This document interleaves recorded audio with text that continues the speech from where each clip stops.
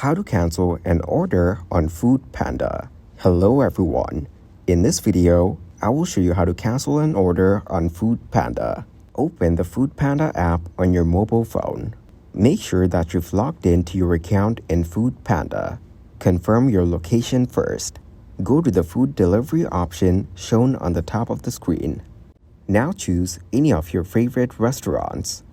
And after that, choose anything for delivery. By adding to your cart, you can view the cart by tapping on it. Place your order by confirming your address. Choose the payment method according to your choice and confirm your order. Now, if you want to cancel the order, tap on Help. Here, you will see your order details, and it also has an option that Can I cancel my order? Tap that and tell the reason for the cancellation. Now confirm that you want to cancel your order and your order will get cancelled. In your orders, you can see that you've no order because you've cancelled your order. Thank you guys for watching this video. Hope you got some value. Make sure to like the video and subscribe to the channel to get notified of new videos. See you in the next one.